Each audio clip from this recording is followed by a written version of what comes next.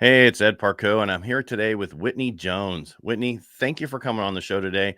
And most people aren't going to know that listen to Inner Edison who Whitney Jones is. So who is Whitney?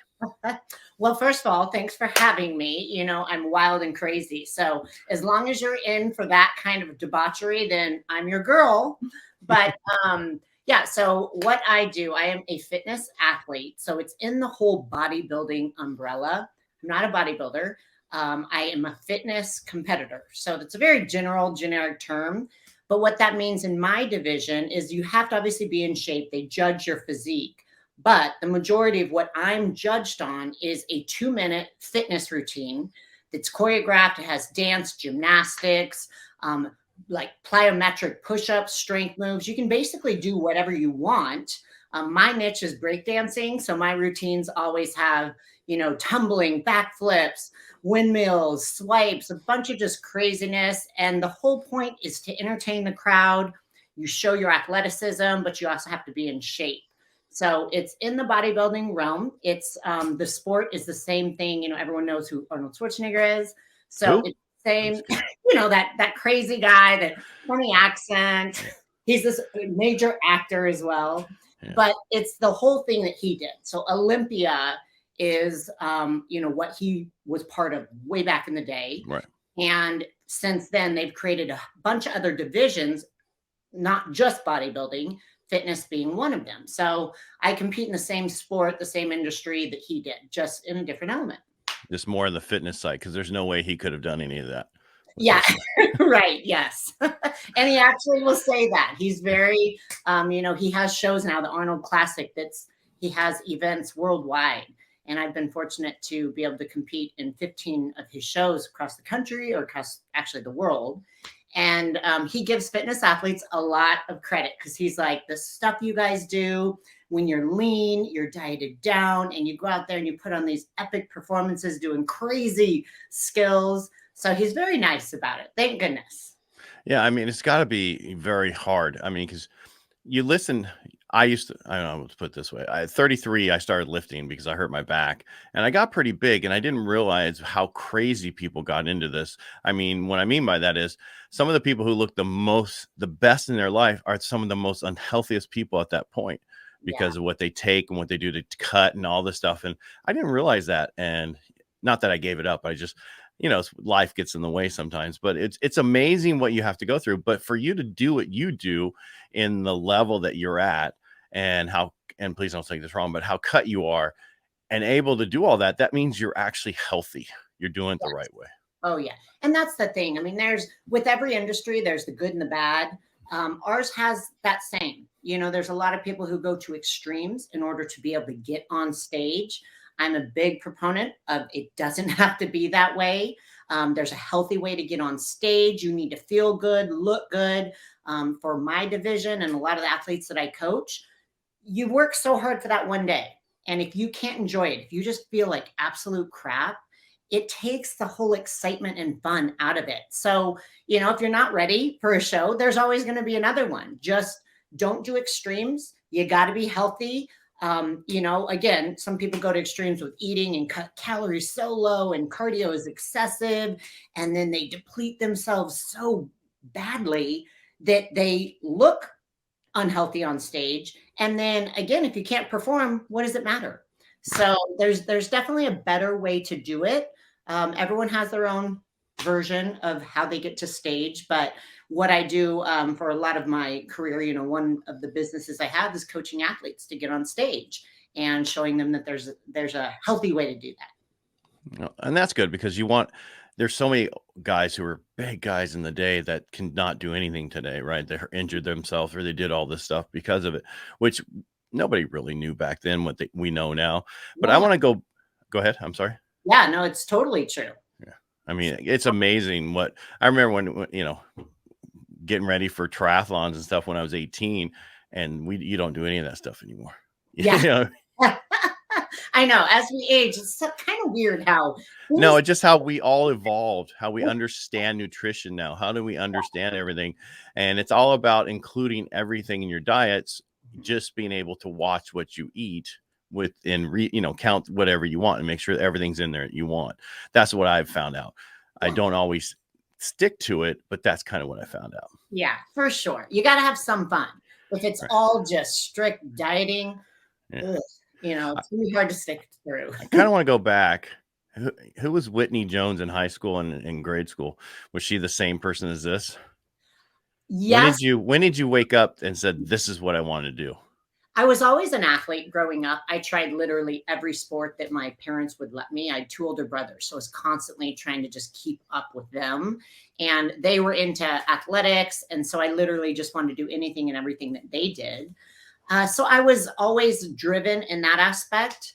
My parents are amazing. My mom no longer is with us, but my dad's still here. And they just literally raised us to go after whatever it is we want, and reach for the stars and just never kind of sell yourself short.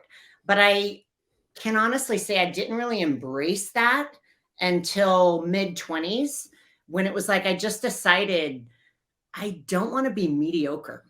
Like, you go through the realms of, okay, high school, college, get a job, get married, have a family. And this is just kind of da, da, da, da, da. And those are all great things. Those are all things I wanted. I did that. But then it was like, okay, well, how am I going to impact the world? Like, when I leave this earth, I want to know that I made my mark, made a positive impact on people. But how am I going to do that? And so it kind of helped me just tap into this. I'm just living like everybody else. And I've never wanted to be like everyone else. I always just thought that was so boring. So it just kind of put me on this path to just start trying things that maybe were completely out of my normal element, thinking out of the box, trying new adventures, trying new things. Like you mentioned, triathlons. I got into triathlons, marathons for a little while. I just wanted to try stuff and then kind of see what resonated in my heart, what made me feel happy. And then it just kind of started this snowball effect of, I loved fitness. Background wise, I was in the corporate world right out of college and did that for a while. What'd you And do? then, I worked for an ad agency. So I was in advertising and marketing, loved it. But it was, you're just dealing with business and clients. And I wanted to deal directly with people where I 100% was making an impact on their life. And so I used to come home from work and literally train friends, family, neighbors out of my garage just for free, just because I loved it. And then it was like, gosh, why am I not trying to do this full time? And so, long story short, I ended up completely switching careers and was doing great at the ad agency, quit, and went and started working for a gym making minimum wage, which that first paycheck was like, what the hell have I done? But I just knew in my heart, like, I loved it. I was passionate about it. I knew I could help people. And I wanted to wake up every day just knowing I was making a difference. And so that, again, kind of came in together with my idea of, I don't want to have any regrets in life. I don't want to live a mediocre life. I want to just go all in on crazy antics, crazy goals, and just continue doing it in a realm that was positively impacting people, inspiring people. And that's kind of what got me into the path of the sport I'm in now. But also, like, in business too. It was like, what I do as an athlete is very similar to what I do in my businesses. And you've got to take those risks. You have to take calculated risks, obviously, and do your research and make sure that you're being smart about what you're doing. But that's where the excitement comes in, where you're kind of going, holy crap, is this going to work? I don't know. But if you're excited and passionate about it, I truly believe you cannot fail. And if you are a hard worker and you know your own work ethic, you won't fail. So as long as you're enjoying it, as long as you're passionate about it, go for it. And you're going to make mistakes. You're going to have some failures, but every failure has such a valuable lesson. If you keep your mind open to it, that will propel you to achieve way greater things than that failure. And so it just, it became a fun journey. I have a question. All right. Sorry. Yeah. I'm letting you go because I want to get all that in there. But Yeah. a lot of times we go through things in our lives, divorce, deaths, those certain things, and we reevaluate our life and we relook at where we are. Was any of that going on when you were like reevaluating on, I don't want to be a mediocre life anymore? Is that what happened? I'm trying to because usually there's a catalyst, right? There's just not, you wake up one day and going, well, actually I did. When I was 27, I was driving out of my property in Rancho Santa Fe in my 500 SL out of my gated community going, this is not my beautiful life. This is my beautiful house. It's not my, the Talking Head song. Yeah. So I woke up that day going, this is not who I am. Right. And so I changed it and totally sold everything, went back and moved to Oceanside. If you know where that is, it's right next to the Camp Pelton where I was stationed at early on in life, and just started over for myself. But that was, I realized my wife wasn't who I wanted to be with, right? That it just wasn't my life that I was looking for. And so that changed me. So a lot of times those things happen. I'm just trying to understand if there was any of those kind of things. There absolutely was. I mean, for me, this started mid-20s where I just kind of was like, oh, I want to do great things in life. And then earlier 30s, I actually went through a divorce. It was completely unexpected. I obviously had found out some things that wasn't okay with. So the marriage ended, and that was, obviously very devastating and trying to deal with it. I was an instant single mom with 2 little boys. And I had just opened my first business, which was a gym. So there was so much high stress at that point when this kind of news came crashing down. And then my mom, who literally was my best friend in life, got diagnosed with cancer shortly after. And it was fast and furious. And she, from the moment of diagnosis to when she passed, was 8 months.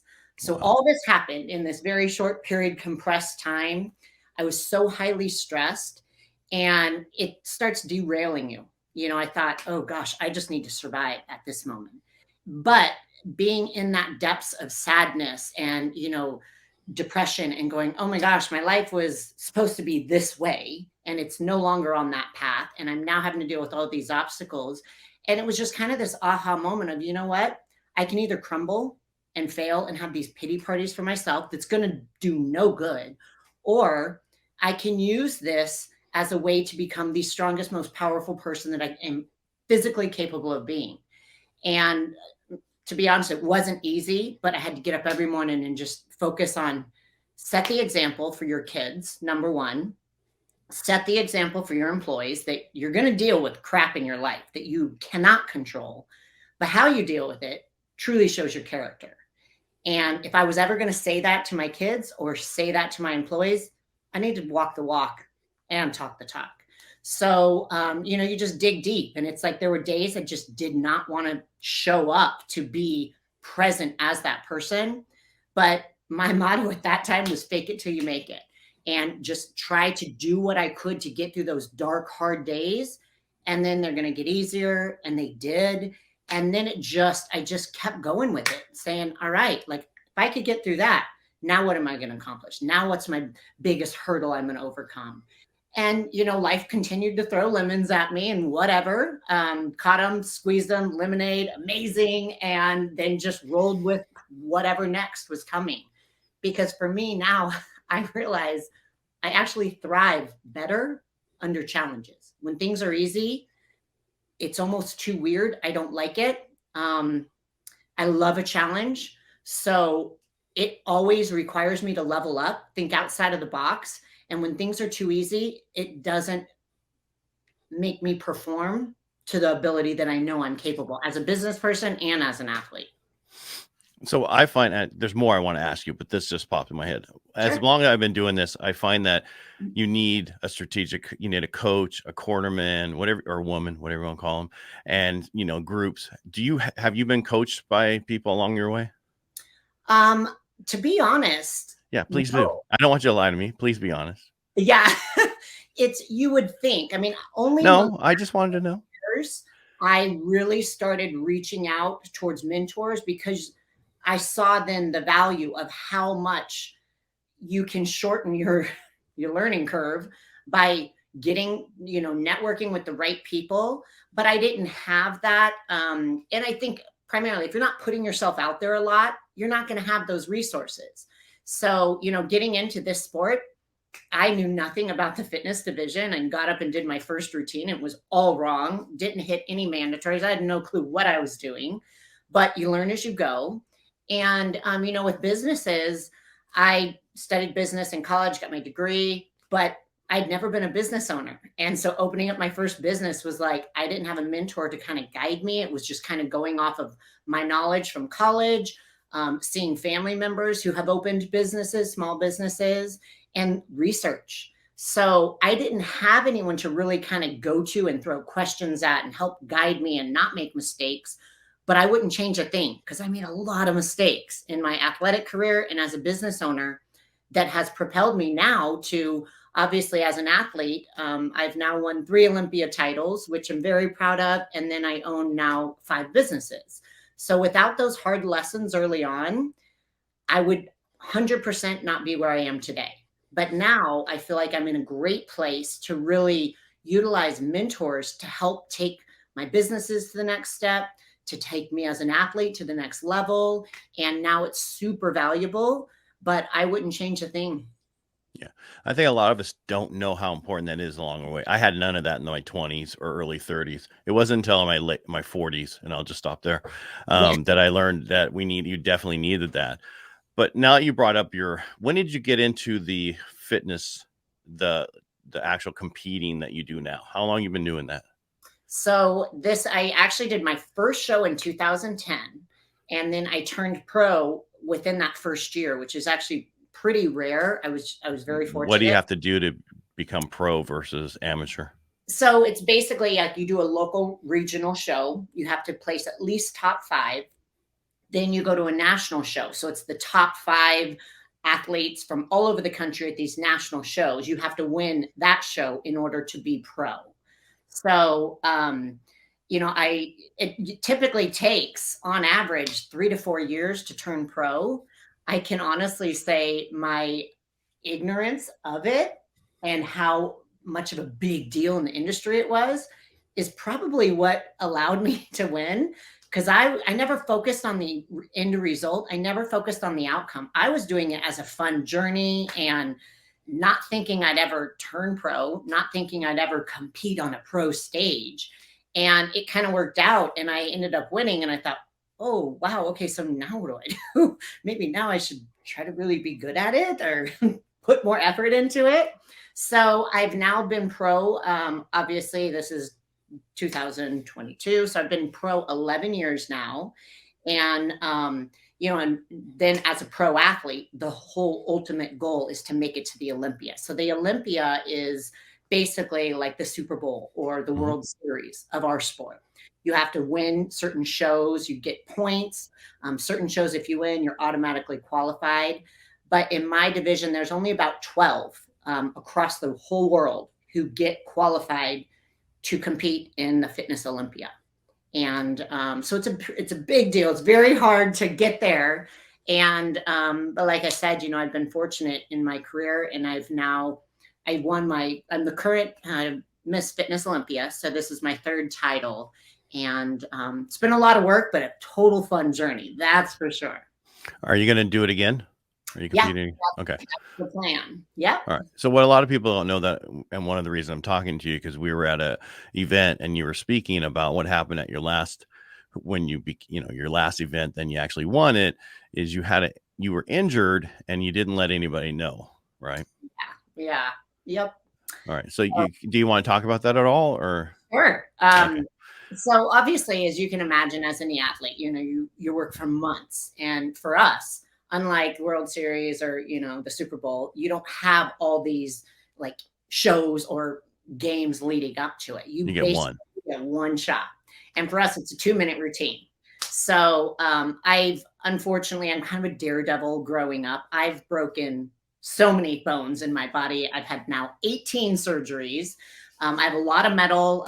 Like, for example, I broke my neck 4.5 years ago. That was probably the most extreme injury, but I have a 12-piece metal cage that they used to put me back together. And did they say, you'll never do this again? They did, but I was like, nah, watch me. That's like my wife. She did her half Ironman and then that blew out a disc and they're like, you're never going to run again and blah, blah, blah. And she still does her whatever she wants. Yeah. The thing is that they'll tell you that you can't, but if your mind is not in that place, then No, it's not going to happen. Now, honestly, I didn't think I would be able to come back, and I'd never won any of my world championship titles before I broke my neck, believe it or not. So all of this happened after the fact. But my most recent 2021 Olympia, it was in Florida. I was there, ready to compete. We have to go out a week early and do a lot of press and, all these appearances and all this stuff. And so I had one practice day 3 days before Olympia, and I went to do my routine, and I was in a smaller space.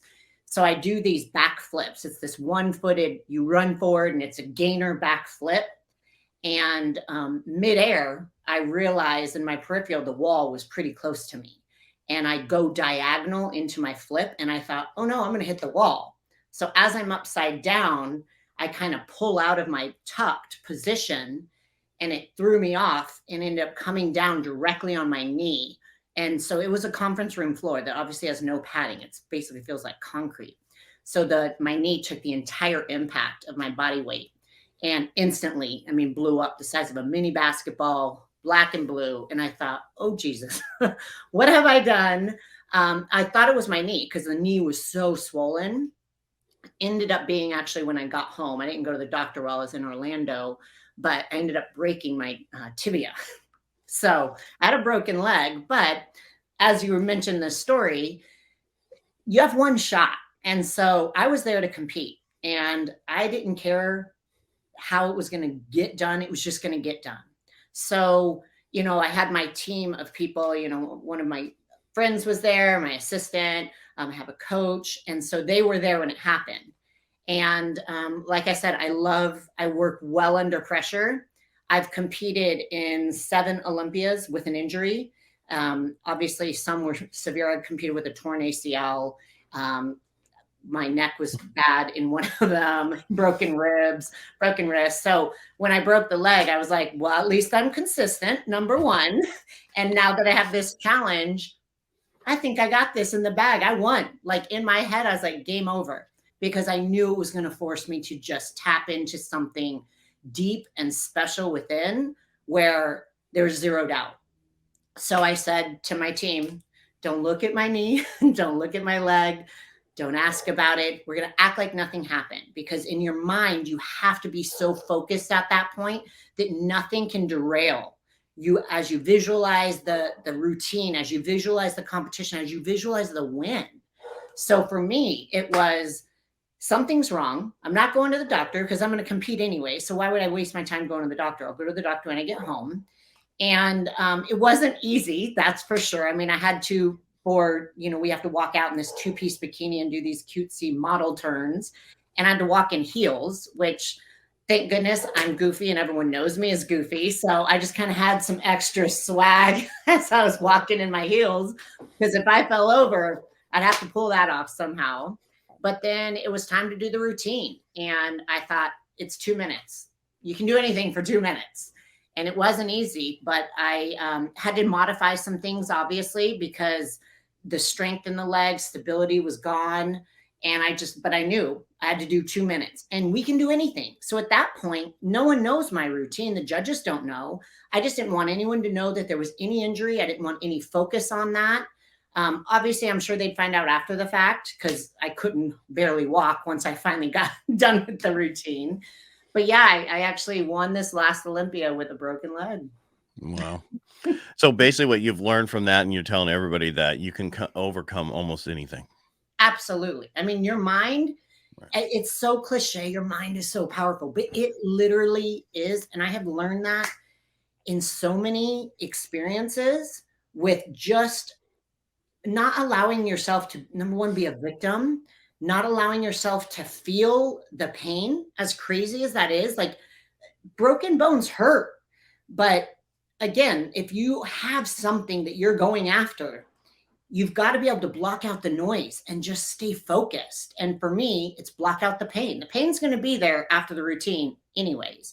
So why not just give it your all? Why not act like nothing happened and perform to the best of your ability? So, it's just a matter of power of positive thinking and finding a way. Same thing in business. You're going to be hit with all these freaking roadblocks, and people are just trying to, derail you, lose a client, you lose an account, you keep getting, turned down as you're trying to sell things. Who cares? Like, if you believe in yourself and you have the talent to perform, then keep trying and use every no or every bad situation to teach you a lesson, because there's a lesson in everything. We just sometimes don't want to actualize it. We don't want to be real, because if it means there's something wrong with us or we need to change something, that's hard. But when you can truly self-reflect like that, you're going to learn so much about who you really are. And it's going to be so much more powerful the next time you're experienced with the situation, because it's not going to phase you near like it would the previous times. But anything is possible. Truly, if you believe it and if you want it, why can't it happen? I totally agree. It's amazing seeing such a strong woman. And I don't mean that, a lot of people go, don't say that. To me, I'm huge in my industry. I hire women more than I hire anybody else, just because I know they get things done. And, Yes. and that's how important it is. It's just, I think a lot of people underestimate women when they shouldn't. Women are freaking amazing, and you guys do amazing stuff. My wife's amazing, and we'll just throw that in there so in case she listens. Yeah. But she's the one who came up with the name for my show, Inner Edison. So we'll give her that props. Love it. Yeah. What's amazing about is, you were talking about what you had to go through and you had a broken leg. Well, most football players and most everybody else who have these injuries, they're taped. They have all this stuff and they can hide it. You couldn't do that. No. Right. Mm-hmm. There's no tape. There's no extra wrap like you do when you're in a triathlon or that kind of stuff. So you had to walk out there, and that was taking a lot of pain. So that was amazing. Yeah. It's kind of like David Goggins. Don't recommend it, what he does and that kind of stuff. I do love him. I love him. Yeah. The stupidity he had done when he was younger, definitely don't do now. And that's what I was talking about the stuff we learned a long time ago, you don't at all do now. Yeah. Yeah. So you're so strong, right? And I know it wasn't always that way. I'm not trying to take anything away from you, but I know your parents were really important to you and what they said to you and how you did that. But for myself, I didn't have that as a kid growing up, but I did it for my kids. But just like you, they ignore you until they're in their 20s or until somebody else tells them that 5 minutes ago. And then like, hey, did you hear this, Dad? Right? True. So true. And so I assume that's the same thing with your kids, right? You're there for them. You told them everything, and you can only give them so much and give so much information, and then they'll figure it out and they'll come forward with it usually later in their 20s. But I don't know kind of where I was going with that. But basically, where you are right now is you'd be, from what I hear in you, amazing coach for anybody who's looking to be coached and to get to their highest level, whether that's in fitness or whether that's in business or whether it's anything. I see that in you and I can hear that in your voice. So I applaud you for that. I do. I love it. Like I said, because it's kind of learning from experience. And sometimes if you, like any of the people I work with clients, they know I'm black and white. I don't sugarcoat it. I'm going to call you out if you're screwing up. I'm going to call you out if you're being lazy. And people know that with my personality, if they want to work with me, what you see is what you get, because you're paying me to be your coach. So it's going to do me no service to just keep stroking your ego. If you're not leveling up, then I'm going to tell you straight out. But that's where I really see it impacts people, because most of them aren't used to being called out, or they don't know how to handle it. And it's like, look, be honest with yourself. Are you doing what you're supposed to be doing? Are you giving 110%? And if you're going to tell me yes, I'm going to call bullshit, So, but in reality, until you kind of put it on them, especially for this, I'm coaching them to compete in a sport. No one's forcing them to do it. So if they are choosing to do this and they want to compete and they want to be in this sport, awesome. But it's not like they have to do it because it's their job. So when you put it back on them and say, you're doing this, you're putting your time and effort and energy into it, and you're falling short, then why are you doing it? So if this is a goal, then I'm going to push you to be at your best, absolute best. But that's what I love. I love being able to impact people. I'm lucky that most of the people know what they're getting into when they hire me as their coach. But it's the best way to do it. I mean, just being bold, blunt, and straightforward is the best way to get the response out of the people I work with. You sound like a veteran. That, I said, you sound like a veteran, like, because with us, and that's the one problem with those as vets, when we get out of the military, we're so direct. We yeah, piss off so many people. They get upset. So-and-so so mean to me. It's like, no, I'm telling you the way it is, whether you want to hear it or not. This is the way it is. And in my industry, it's the same thing.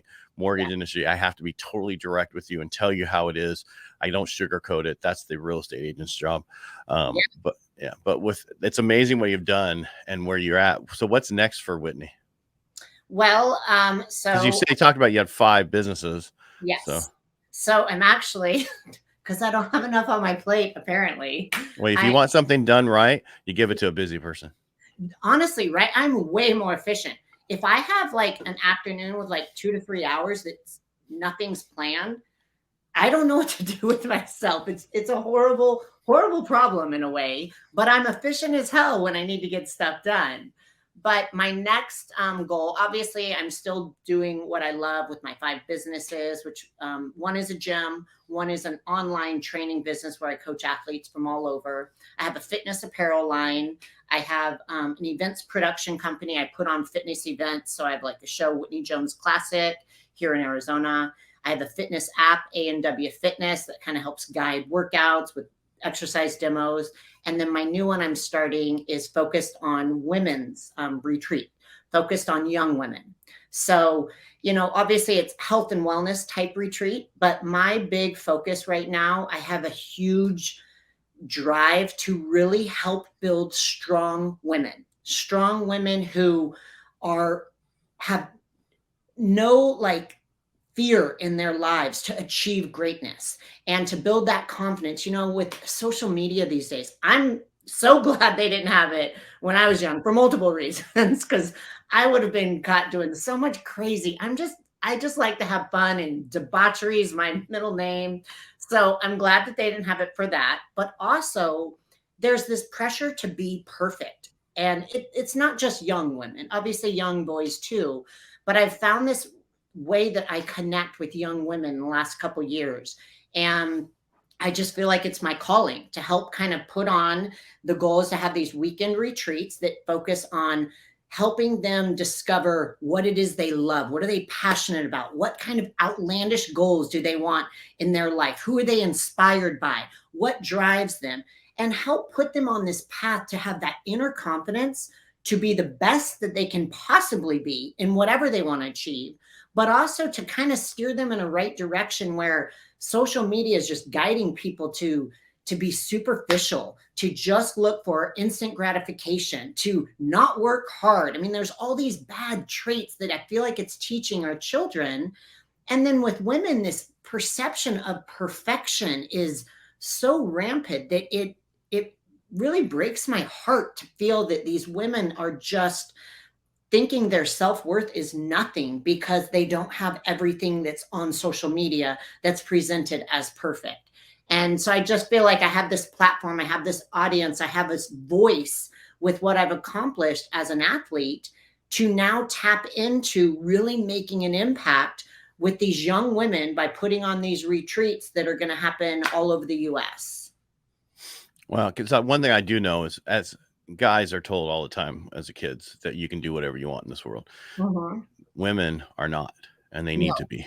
And I know that from growing up and talking to many different people, and how women are not told that. And it's important to have that stable family unit, which most of us never had. You were lucky, but most of us didn't have that. And so have that person there to support you is really, thanks for reaching out for the young kids. Because one of the biggest problems we have these days is they have no soft skills.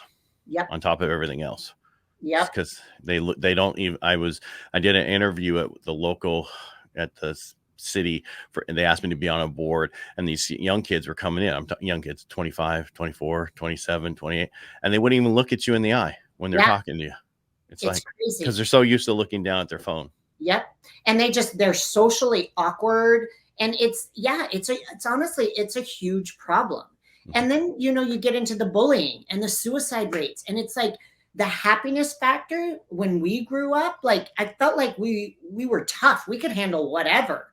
And everyone is just so desensitized to kind of real life and real problems because you can always distract yourself with something that's rainbows and butterflies on your phone. So yeah, and like you talked about, I was very fortunate that I had a great upbringing with a family that loved me and helped kind of raise me right. My family didn't grow up with money at all, but my dad had this saying that we are so rich because we had our family, we had our love, and we had a house. I mean, we we didn't have much else, but honestly, like until I was in high school, I didn't realize we weren't rich until I realized, oh my God, everyone's getting cars. And I mean, I thought we were rich forever growing up because rich had a totally different definition.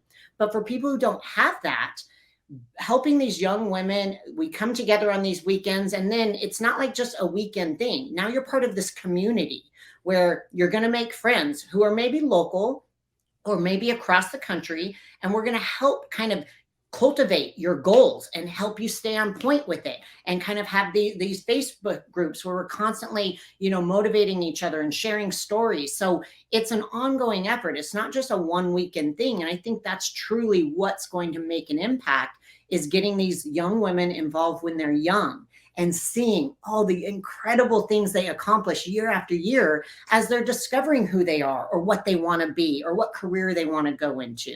So there's this goal of creating longevity, of getting that self-worth, that confidence to truly build strong, empowering women who then want to replicate it and have that ripple effect within themselves. How do they find that? And what is the age group? So we're all in the still early stages of it. So right now, the first goal is to have our main event at the end of summer. So we're looking at August in Arizona here. Okay. So I know, but it's going to be inside, right? It's inside, yes. But we'll probably have a pool party too. I mean, we got to make it fun. So, but the details will be coming out hopefully in the next month. We just have to it's all the logistics of getting everything up and running. So if anyone wants information on it, the best way to reach out to me is through my Instagram, which is Whitney Jones _IFBB Pro, or you can email me at fitwitjones@gmail.com. And that way I can give you the information. And then of course, I'll be blasting all this stuff on my social media as soon as everything's up and running to kind of market the event. And what's the age range? So we're starting at junior high up to about college. So there will be different camps. The first camp may start with age group of about 13, 14 though. So because college meaning like 19, 20. Yeah. And even post college. So we'd probably tap out at the one in August at like 23, 24. Just because obviously there's different content, different topics that resonate with the different age groups. So that's where then it's going to be very age group specific. Right. And don't forget that 23, 24, they're just as bad as the other ones. I don't mean that wrong. I'm just letting you know. I love my daughter, but my middle one, she needs some advice. And, she doesn't listen to us, of course, because she's a middle child. I was that too. Don't listen to anybody. So got to find your own way. That's right. And no one helped me. I mean, to get to where I was, I did get some help along the way, but it was not like, here you go, here's money, go get this. There was no help like that. We had to go figure it out yourself. And and just what you're doing now for people, I think it's important for you to have that also, and to understand that earlier, that you need that help along the way. Now, you don't want a cheerleader. You want a true coach who's going to put you in line and tell you what you want. And that was the biggest problem with most of the stuff in my industry. When they coach you, they try to give you a cheerleader, and it irritated me. I don't want a cheerleader. Right. Yep. No, I agree. Yeah, I like that analogy, actually. Well, you can have it. It's all yours. Perfect. I'm stealing Write it down. You can have. Well, that's what steal. That's plagiarism is the form of flattery or whatever. I can't remember the saying. Right? It totally is. But Whitney, I thank you so much for coming on the show today. I really appreciate it. Yeah, no, it's always fun. It was great to meet you at that event. And I love hearing about all the fun things you're doing. And you've got your hands in all these different projects, which that's what life's about, right? You got to have some fun doing a variety of things. Right. Yeah, this was awesome. I appreciate it. My wife asked me why I do all these things, radio, this and all that. I'm like, because I enjoy it. right? Yeah. That's why I'm doing it. I enjoy this. Have no idea where it's going to go down the road, but this is what I like doing. I like interviewing people. I like to talk to you. I like to have a conversation. It's not so much of all these questions. I get, a lot of people like, can you send me the questions ahead of time? No. No. Right. It's like, I don't have no idea. I Yeah. mean, I knew kind of coming into this, we talk about what happened to you at the last event, but that's not what I wanted the whole show about. I wanted people to understand how you got to who you are and that you had challenges along the way and you overcame that. And that's what's important in life, to understand that life is what happens while you're planning it. Yeah. Yes. Right. Yep. And yeah. Absolutely. And the perfect life never happens. So ignore that. It never happened. It's just, and I look at my life, if things that have happened to me, if it wouldn't have happened to me and been so bad in this thing, I wouldn't be where I am now. I wouldn't be married to the wife I'm married to now, and the kids that I have, and all the stuff that I've had. So it's very important. And I know I keep talking, Whitney, but it's really been fun having you on today. Well, thanks. I love it. I think everyone needs to share their challenges, because there's always value in learning from others. And heck, if it can save you from making that same mistake, or if you can learn from other people's failures, mistakes, tragedies, and how they overcame it, more power to you. Because if that happens to you, then you know how to build yourself and bring yourself out of it. So no, it's great. I appreciate the time, and this was a ton of fun. All right. I appreciate it. And like you were saying about, even though you hear other people's challenges and their tragedies, then you can say, okay, that happened to them. That happened to me. That's okay. It's like when I talk to somebody, I said, there's no judgment zone here, because if it happened to you, I guarantee it happened to me already. And Right. I'm not the perfect businessman, but I did figure out what I like to do, which is talking to people. So Yeah, you're Whitney, great. thank you. Anything else you want to add today before we go? No, I'd just say, if there's anyone out there that you think I can help, if anyone is personally needing help in regards to, life struggles, if they're trying to I don't just coach athletes, I coach people just to get their better quality of life, like lifestyle clients.